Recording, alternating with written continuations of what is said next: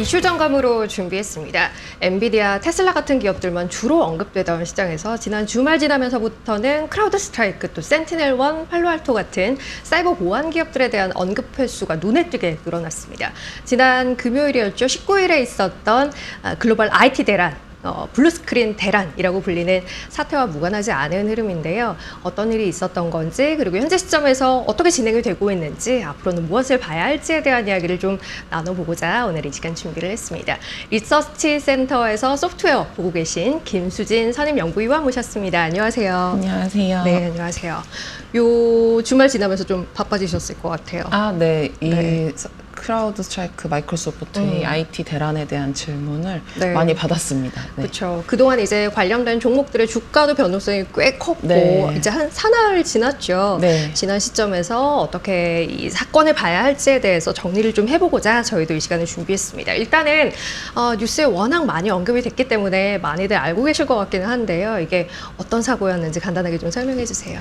우선은 이제 저희 시간으로는 금요일 저녁이었죠. 퇴근하는 시간에 갑자기 이제 일부 기업들에서 이제 블루스크린이라는 파란 화면이 뜨면서 저도 이제 친구가 갑자기 사진을 전송을 해주더라고요. 외국계 회사 다니는 친구였는데 갑자기 이제 업무를 못하게 되었다.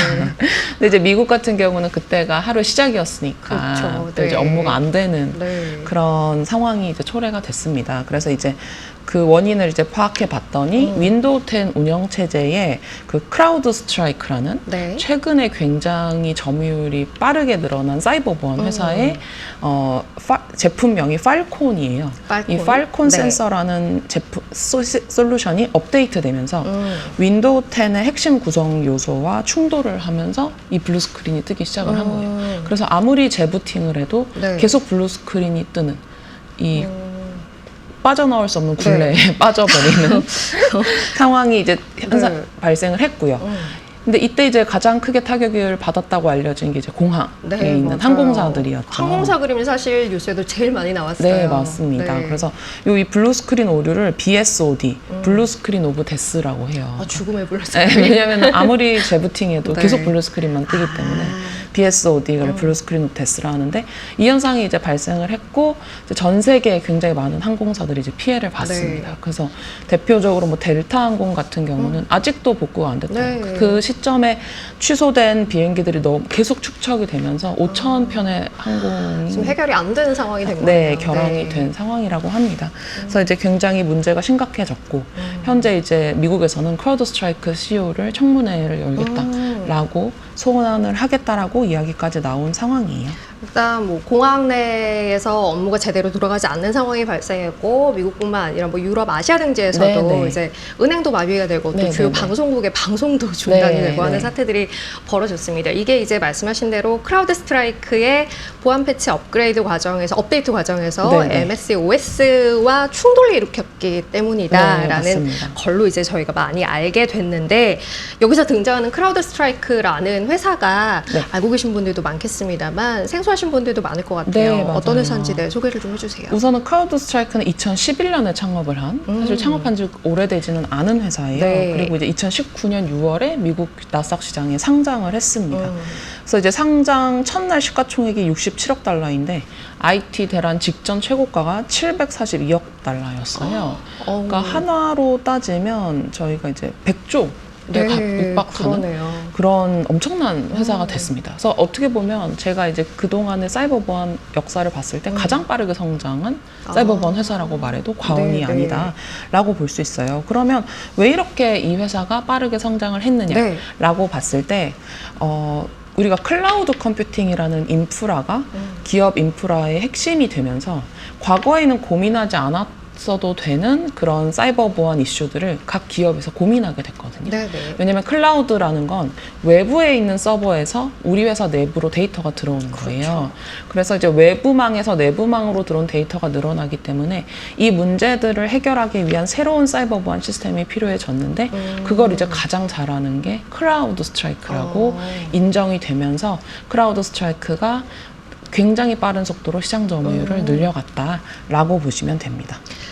그러니까 이제 클라우드 이 환경 하에서는 기업들이 우리 내부 정보를 안에 다 갖고 있는 게 아니라 밖에서 이제 클라우드에 맞아요. 갖고 있고 그게 이제 안팎을 오가야 되는 상황이 되기 때문에 그 과정에서 보안이 좀 취약해질 수 있고 그 상황에서의 보안을 가장 잘 잡았던 게 크라우드 스트라이크다. 맞습니다. 라는 이야기예요. 그 크라우드 스트라이크 관련된 이야기들 쭉 보다 보니까 EDR이라는 단어가 등장하던데 이게 어떤 건가요? 그래서 이제 크라우드 스트라이크가 대표적으로 제공하는 솔루션이 EDR이라는 제품이고요.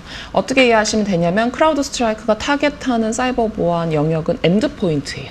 엔드포인트라고 하면 저희 각각이 개개인이 쓰는 이 디바이스 뭐 PC, 스마트폰 그런 데서 사용되는 사이버 보안을 엔드포인트 보안이라고 하는데 저희가 이제 가장 잘 알고 있는 건 안랩의 V3. 그거는 한국 분들이라면 거의 다 아시잖아요. 그 V3 같은 제품이 엔드포인트 보안 솔루션이에요. 근데 이제 과거에는 저희가 그냥 PC만 썼고 특히 기업에서는 내부망에서 모든 일이 처리가 됐기 때문에 그 내부망에서만 그 V3를 구축해 놓고 뭐 바이러스가 온다든지 뭐 말웨어가 온다든지 하면 그 바이러스가 침투했을 때 감지해서 바이러스에 감염되었습니다. 뭐 이런 식으로 갔었단 말이죠. 근데 이제 최근에는 요 EDR이라는 게 어떤 소프트웨어냐면 실시간 유형 감지를 합니다. 그래서 우리한테 알려지지 않은 바이러스, 알려지지 않은 사이버 공격도 잡아낼 수 있는 게 이 EDR이라는 제품의 특징이고 이게 가능해지고 필요해진 거. 일단 필요해진 게 클라우드 컴퓨팅 시대가 되면서 해킹 공격이 훨씬 늘어났거든요. 그래서 해킹 공격, 그런 알려지지 않은, 알 수 없는 해킹 공격의 해킹 공격을 예방하기 위해 저희가 이제 실시간 유형 감지라는 게 필요해졌고 추가적으로 실시간 유형 감지가 가능했던 건 이 시스템 자체가 클라우드에서 제공되기 때문이에요. 좀 헷갈리실 수 있는데 그 사이버 보안이란 제품이 과거에는 그냥 내 PC에 다운로드 시켜서 구동됐다면 V3 같은? 근데 그 이 EDR이라는 건 클라우드 서버에서 구동이 돼요. 이 보안 솔루션 자체도 클라우드에 있는 거예요? 그래서 그 얘네가 AI를 활용해서 그 위험을 감지합니다. 그래서 AI를 활용할 수 있게 된 것도 다 클라우드 컴퓨팅 내에서 이 제품이 구축됐기 때문이에요.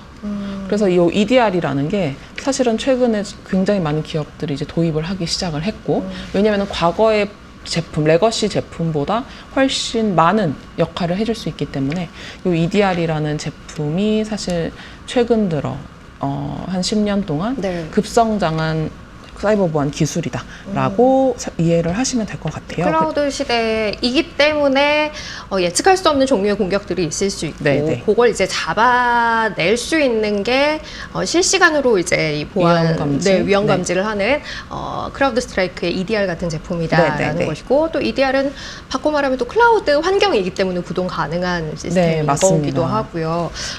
그런데 어쨌든 이번에 이 크라우드 스트라이크의 시스템 자체가 문제를 좀 일으켰어요. MS, OS와 충돌하면서. 그러면 이제 사건이 벌어졌고 그로 인한 피해가 적지 않았잖아요. 물론 뭐 이제 전체에서 봤을 때는 1%라고 했습니다만 전체 이제 윈도우에서 뭐 850만 대 피해를 발생했다. 그러면 이거를 누가 책임져야 할 것인가? 이게 이제 투자자들 입장에서도 굉장히 중요한 이슈일 수 있어요. 투자자 입장뿐만 아니라 사실 피해를 받은 고객사 입장에서도 아주 중요한 문제고 이런 부분들을 저희가 이제 궁금해하는데 여기서 사실 많은 것들이 이해관계가 얽혀 있어요. 일단은 기본적으로 이 사고의 책임은 클라우드 인프라라는 이 시스템 자체 때문이다. 라는 비판이 나오고 있습니다. 왜냐하면 클라우드 인프라라는 것이 앞서 말씀드렸지만 외부의 서버를 두고 우리가 그 외부 서버에서 뭔가를 하는 거잖아요. 그러다 보니까 그 클라우드 인프라의 특징을 말씀을 드리면 클라우드 컴퓨팅의 특징 중 하나가 이 책임 공유 모델이라는 것이 있어요. 왜냐하면 그 우리가 예를 들어 이 구조를 사실 되게 많이들 헷갈려 하시는데 어렵긴 해요 이거. 그 클라우드 우리가 클라우드라고 하면 흔히 많이 생각하시는 게 아마존 AWS, 마이크로소프트 애저 이런 것들이에요. 그럼 이제 마이크로소프트 애저의 서버가 있는 거고 이 위에 크라우드 스트라이크라는 소프트웨어가 여기서 구동을 하는 거예요. 그럼 이제 이것에 대한 고객은 뭐 항공사, 델타면 델타가 되는 거잖아요. 그럼 이제 이 3개의 주체가 있을 때 어떤 문제가 발생하면 누구의 책임이냐?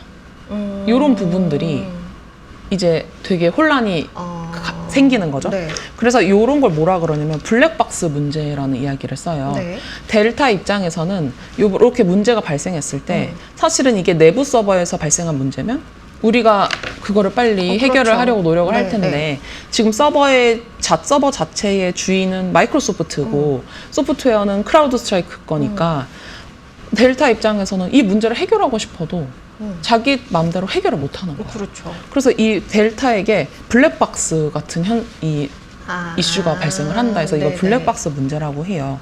그래서 이제 사실 이게 크라우드 스트라이크 이번 사태뿐만이 아니라 클라우드 컴퓨팅이라는 시스템이 가져올 수 있는 가장 우려했던 사항 중 하나인데 그게 이제 굉장히 직접적으로 터진 게 이번 사태라고 볼 수가 있죠. 근데 여기서 또 하나 이제 문제가 되는 것은 그럼 책임을 누가 지고 피해 보상을 어떻게 할 거냐고 네. 했을 때 이미 클라우드 컴퓨팅 업체들도 이런 부분을 다 예측했기 때문에 그렇겠죠. 그 미리 계약을 맺을 때 이제 SLA라고 서비스 레벨 어그리먼트라는 계약을 맺어요. SLA. 네. 근데 요 서비스 레벨 어그리먼트라는 요 계약 서비스 수준 협약인데요. 네. 여기에 이제 포함된 것들이 뭐 성능, 뭐 가용성 그리고 책임의 문제도 이렇게 포함이 됩니다. 그래서 어디서부터 어디까지 누구 책임이고 어디서부터 어디까지는 누구 책임이다. 그래서 뭐 아마존 AWS 사이트에 들어가면 이런 책임 공유 영역에 대한 분류표 같은 것도 있어요. 네네. 그러니까 요 항목은 뭐 소프트웨어 회사 책임이고 요 항목은 클라우드 업체 책임이고 요 항목은 고객 책임이고 네네. 이런 것들을 분류를 해놔서 가장 결정적인 게 뭐가 있냐면 서비스 크레딧이라는 항목이 있어요. 네. 요거는 뭐냐면 SLA 요 기준들을 충족하지 못해서 고객한테 어떤 피해가 발생했을 네. 때 고객에게 제공하는 보상을 서비스 요금의 일정 비율을 크레딧으로 제공하겠다. 현금으로 지급하지 하는 게 않는다? 아니라 크레딧으로 제공을 네네네. 하겠다라는 내용이에요. 그래서 실질적으로 지금 이 클라우드 컴퓨팅 시대가 된 이후에 되게 굵직한 그 사이버 보안 사고가 많이 그랬겠죠. 터졌었거든요. 해킹 사고도 많이 터졌고요. 실질적으로 근데 현금으로 피해 보상한 사례는 없습니다. 심지어 아직도 소송이 진행 중인 사고들도 있어요. 2020년에 일어난 솔라윈즈라는 사고는 아직도 소송이 진행 중이지만 아직까지 현금 보상을 한 경우는 없어요.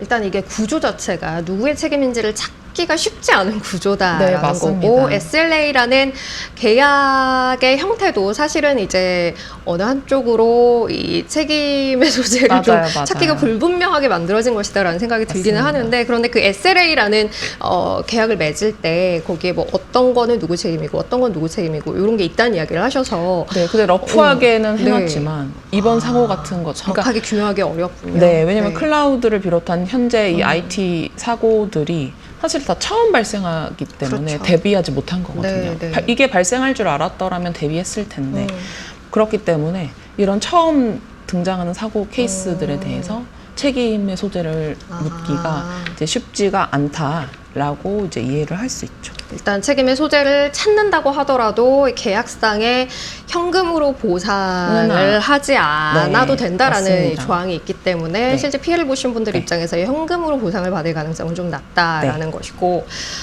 이 이야기를 쭉 하다 보면 MS와 크라우드 스트라이크가 좀 특수한 관계에 있다라는 부분도 발견을 하게 돼요. 어떤 네. 관계인가요? 그래서 저는 사실 이번 사태가 터졌을 때 가장 이제 관심이 갔던 건 이 마이크로소프트와 크라우드 스트라이크가 네. 각자를 어떻게 비난할까였어요. 지금 하고 있죠. 네, 하고 네. 있죠. 마이크로소프트는 이 모든 문제를 크라우드 스트라이크한테 돌리고 싶고 네. 크라우드 스트라이크는 뭔가 방어를 계속 하고 싶고 그런 상황인데요. 사실 재미있는 사실은 이 엔드포인트 보안 시장의 1등은 마이크로소프트고 2등이 크라우드 스트라이크예요. 그래요? 네, 둘은 완전한 경쟁사예요. 그래서 크라우드 스트라이크 같은 경우가 매 분기 그 실적 컨퍼런스 콜에서 마이크로소프트를 비판하는 네. 그런 코멘트를 매번 해왔었습니다. 그래서 그들의 코멘트 내용은 운영체제를 가지고 있는 회사가 엔드포인트까지 보완을 하면 그 완전하지 않다 이런 논리였어요. 네네네. 그렇기 때문에 그들을 이제 감시하고 그들의 리스크를 해지할 수 있는 우리 같은 이제 개별 제품을 써야 된다. 근데 이제 그 사태 때문에 사실 주가 차트를 보시면 그 22년 하반기에 마이크로소프트가 굉장히 공격적으로 엔드포인트 솔루션 시장에 진출하거든요. 네네. 그때 크라우드 스트라이크 주가가 빠졌었어요. 네네. 왜냐하면 MS라는 경쟁사를 이기지 못할 것이다. 그렇죠. 이런 분위기가 시장에 확산이 됐었는데 한 반년 정도 지나고 실질적으로 MS가 막 영업을 시작하는데 기업한테 비딩을 붙었을 때 크라우드 스트라이크의 승률이 더 높은 거예요. 그런 것들이 숫자로 확인이 되면서 주가가 그때부터 더 가파르게 반등하기 시작을 했고 네. 그게 사실은 지금까지 이 사태가 발생하기 이전까지 이어지면서 제가 이제 보안 소프트웨어 기업들 추천드릴 때 요즘 크라우드 스트라이크 추천을 좀 안 드리기는 했어요. 네. 전체 클라우드 소프트웨어 기업 중에 가장 주가가 많이 올라서 주가가 부담돼서. 네, 밸류에이션이 네. 가장 비싼 회사가 네, 네. 바로 이 크라우드 스트라이크였거든요. 그래서 굉장히 막강한 그런 입지에 올랐다는 평가를 그동안 받아왔었습니다. 네, 네. 그래서 이제 마이크로소프트 시장 점유율을 보면 저희가 또 이것도 재미있는 포인트 중 하나인데 마이크로소프트 사이트에는 그 자기들이 시장 점유율 가장 높은 그래프 표를 올려놨어요. 그래서 전체 기업 엔드포인트 시장 점유율로 보면 마이크로소프트가 18.9%고 크라우드 스트라이크가 15.1%인데요. 그 모던 엔드포인트 시장, 네. 모던이라는 표현을 붙이면서 이 클라우드 기반의 최근 EDR과 같은 엔드포인트 시장 점유율을 보면 크라우드 스트라이크가 17.7%고 마이크로소프트가 16.4%인 걸 볼 수가 있어요.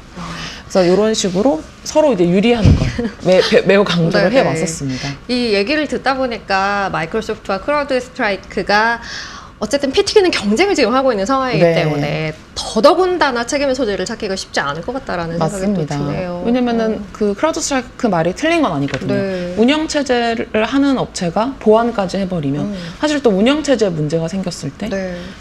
보안 소프트웨어가 작동을 안 하는 일이 그렇죠. 벌어질 수 있기 때문에 이런 부분들이 사실은 또 계속해서 논란이 될 걸로 저는 보고 있습니다. 그 앞서서 이제 이야기하신 부분에 있어서 클라우드 환경하에서 여러 가지 뭐 IT 관련한 이슈들이 있어 왔다라는 이야기를 하셨어요. 그 뭐 저희가 이제 알고 있는 것은 앞서 이야기하신 솔라윈즈도 네, 있었고 페스틀리도 있었고 뭐 옥타 같은 기업들과 관련돼 있는 이슈도 있었는데 네. 최근 이번 사태로 인해서 크라우드 스트라이크가 워낙 주가의 낙폭이 컸기 때문에 앞으로 어떻게 될 것인가라는 부분을 생각하는 데 있어서 그럼 그 기업들은 어땠을까라는 걸 좀 맞습니다. 생각해 보는 것도 의미가 있을 것 같아요. 네, 네. 과거에 이제 그 IT 아우티지라고 네. 이야기하는데 미국의 그 기사에서는 굉장히 많이 뜨는데 이런 사고가 정말 자주 일어났었어요. 그러다가 한 번씩 1년에 한 번꼴로 아주 큰 대형 사고들이 일어났었거든요. 그래서 그 사고들 사례를 보면 대표적으로 이번 사태와 가장 유사한 건 21년 6월에 일어난 페스틀리라는 네. 기업이 기술적 이슈로 뉴욕타임즈라든지 굉장히 유명한 웹사이트들이 한 1시간 정도 네. 다운되는 사태가 있었어요. 근데 이제 그때 페스틀리 주가가 이제 25% 하락을 하면서 네. 그 기술적인 이슈에 대한 비판을 받았는데 페스틀리 같은 경우는 어떤 케이스냐면 그 CDN이라는 그 또 여기서 또 좀 어려우실 수 있을 것 같은데요. 네. 어떤 데이터를 전송할 때 필요한 그 소프트웨어 기술력을 가지고 있는 회사예요. 네. 근데 이제 페스틀리는 한 3등 정도 되는 사업자였어요. 얘네는 약간 시장 점유율이 낮은 그러네요. 업체여서 이미 1등, 2등 하는 업체들, 뭐 클라우드 플레어 같은 업체들이 있었기 때문에 사실은 페스틀리는 그날 이후로 타격이 좀 타격이 컸겠네요. 굉장히 네. 컸고 아직까지도 회복을 회복을 못한 상황이에요. 근데 이제 반면에 옥타라는 기업이 있습니다. 옥타라는 기업은 저희 로그인하는 페이지, 네, 네. 보안 소프트웨어 시장 점유율 1위 업체예요. 클라우드 기반의 그 로그인 페이지, SSO 같은 기술력을 갖고 있는 네. 회사인데 이 회사가 작년 23년 10월에 해킹 사고가 터졌었어요. 네. 그러면서 주가가 또 12% 이상 빠졌었는데 사실은 옥타 주가는 당시보다 40% 지금 반등을 한 상황입니다. 오, 네. 왜냐면 옥타는 일단 시장 점유율 1위 업체고 그렇기 때문에 이 소프트웨어 특징상 락인 효과가 강해서 네. 이미 사용하고 있는 이 제품을 교체할 때 그 교체 비용을 저희 기업들 입장에서 무시할 수가 없어요. 문제가 있더라도 사실 쓰던 걸 바꾸기가 쉽지 않다는 쉽지가 거죠. 않고요. 네. 그리고 사실은 또 하나는 다른 제품을 쓴다고 해서 이런 문제가 안 나타날 거냐. 보장이 없다. 보장도 없는 상황이거든요. 그래서 어차피 1등하는 업체는 어느 정도 기술력 인정받았기 네. 때문에 이 문제가 발생해도 제품을 교체하는 게 쉽지가 않다 보니 옥타는 오히려 반등을 해서 요즘은 뭐 추천주로 말씀하는 애널리스트가 있을 정도인 상황입니다. 그래서 이 사이버 보안 쪽 이슈들은 이게 어떤 하나의 잘못만 있는 게 아니라 너무 많은 그런 이해관계나 네, 이 기술적인 이슈가 얽혀 있는 거기 때문에 이런 사례들이 있다라고 보시면 돼요. 일단 지난 사례를 봤을 때는 현재 시장 내에서 어느 정도 입지를 갖고 있고 어느 정도 점유를 갖고 있는지가 굉장히 중요해 보인다라는 또 중요한 포인트 중 하나죠. 생각이 드네요. 이제 이번에 크라우드 스트라이크발 IT 대란 블루스크린 사태와 관련해서 이제 어떤 일이 있었고 네. 어떻게 진행이 되고 있는지 과거 다른 기업들은 어떤 과정을 거쳐왔는지에 대한 이야기를 개략적으로 좀 해봤는데 사이버 보안이 사실 이제 저희가 디지털에 대한 의존도가 워낙 높아지다 보니 점점 더 중요해질 거다라는 이야기는 네. 계속해서 하고 있잖아요. 네, 맞습니다. 그 사이버 보안에 대해서 투자를 이제 하고 계신 분들, 생각하시는 분들을 위해서 앞으로 방향성은 이쪽입니다라는 걸 이야기를 좀 해주시면 좋을 것 같아요. 일단 이번 사태로 인해서 많은 기업들이 사실 일단은 경각심을 가진 상황이에요. 우리가 이렇게 클라우드 인프라에 의존을 하는 것이 맞냐. 네. 근데 사실 제가 요즘 많이 말씀드리고 다니는 것은 생성 AI 시대는 더더욱 클라우드 컴퓨팅에 의존할 수밖에 그렇죠. 없거든요. 저희가 잘 아는 GPU를 쓰기 위해서는 네. 무조건 우리의 어떤 우리가 원하는 각 기업이 원하는 서비스를 클라우드 인프라에서도 구동시켜야만 하기 때문에 저희가 더더욱 클라우드에 의존할 수밖에 없는 상황에서 이번 사태를 이제 맞닥뜨렸을 때 앞으로 어떻게 나아가야 하나 이런 고민을 각 정부도 많이 하고 기업도 많이 하는 상황이에요. 그래서 이제 이렇게 나왔을 때 요즘 많이 나오는 이야기는 일단은 그 멀티 클라우드, 하이브리드 클라우드라는 개념을 많이 이야기를 합니다. 네. 뭐냐면 하나의 클라우드만 쓰는 게 아니라 좀 다양한 업체의 분산? 클라우드, 네, 네. 분산해서 써야 된다. 뭐 대표적인 사례로 뭐 델타항공 같은 경우가 그 고데디라는 그 자체 호스팅 인프라가 있어서 거기서 쓰는 제품들은 또 그 순간에 셔다운이 안 됐다고 하더라고요. 그래요? 그러니까 이런 식으로 호스팅이라든지 서버라는 것들을 분산을 시켜서 이용을 해야 된다. 이제 이런 의견들이 많이 나오고 있고 추가로 이제 프라이빗 클라우드라고 하면 네. 사내에 이제 클라우드 시스템을 각각 구축해서 이제 조금 고사양 기능은 퍼블릭에서 쓰고 조금 간단한 기능은 이렇게 프라이빗에서 쓰고 이렇게 안에서. 같이 혼합해서 네. 쓰는 방식인데 이런 프라이빗 클라우드에 대한 중요성도 이제 부각이 될 것 같고요. 또 하나는 저희가 그 과거에 그 카카오 사태 기억나시나요? 네. 그 데이터 센터에서 화재가 나면서 저희가 네. 되게 긴 시간 동안 카카오를 이용을 못 했잖아요. 맞아요. 그때 많이 나온 게 이제 백업 데이터 센터에 대한 이야기예요. 근데 요번에 또 사실 크라우드 스트라이크가 질타받고 있는 이유 중 하나가 백업 데이터 센터랑 그 본 데이터 센터에 대한 업그레이드를 동시에 진행을 했대요. 그걸 좀 비난을 네, 받고 있더라고요. 그건 좀 문제가 있긴 네. 있네요. 네. 그래서 사실 뭐 하나하나 파고들면 또 네. 결국 크라우드 스트라이크의 과실이 어느 정도 그래요. 당연히 파악이 네. 될 것 같은데 이런 것들도 이제 시간차를 두고 테스트를 했어야 됐다. 그리고 뭐 테스트하지 않고 그 업데이트를 진행했다. 이런 비난도 좀 네네네. 언급이 되더라고요. 맞아요. 사실관계를 전문가 다 동의를 받지 않았다 이런 얘기도 나오고. 화제 네. 확인을 다 해봐야 되겠지만 이런 부분들도 조금 어떤 절차, 매뉴얼 같은 것이 이제 생길 가능성이 있다라고 저희가 좀 봐야 될 것 같아요. 어쨌든 핵심은 너무 한 곳으로 몰면 위험할 수 있다라는 그렇죠. 네. 이야기네요. 그죠? 네. 안쪽에서든 바깥쪽에서든 좀 분산이 필요하다라는 게 앞으로의 방향성이 될 가능성이 네. 높다라는 것이고 앞서 이제 이야기 중에 크라우드 스트라이크는 밸류에이션 때문에 아주 강력한 의견을 드리지는 않고 있었습니다라는 네, 이야기를 맞습니다. 하셨는데 그러면 이 중요한 사이버 보안 안에서 지금 탑픽으로 보고 계신 건 어떤 기업일까요? 저는 탑픽으로는 이제 팔로알토 네트워크스라는 종목 네. 추천을 드리고요. 이 업체는 원래 이제 EDR보다는 방화벽이라는 좀 더 이제 인프라단에서 네. 사용되는 사이버 보안을 하던 회사인데 최근에 이런 레거시 보안이 아닌 좀 디지털 보안 쪽으로 시장을 확대하고 있기 때문에 이 팔로알토 네트워크스 더 추천을 드리고요. 뭐 추가적으로 이제 G스케일러라는 네. 보안 업체가 있습니다. 네. 클라우드 기반의 사이버 보안 업체인데요. 이런 업체들도 향후에는 또 점점점 점유율이 늘어날 걸로 저는 기대를 하고 있습니다. 알겠습니다. 팔로알토가 지금 시총은 제일 큰 기업인 맞습니다. 거죠. 팔로알토, G스케일러 이렇게 사이버 보안 섹터 내에서는 이런 기업들 중심으로 좀 보고 계시다라는 이야기까지 들어봤습니다. 아마 가장 직접적으로 궁금하셨던 부분이 아닐까 싶어요. 네.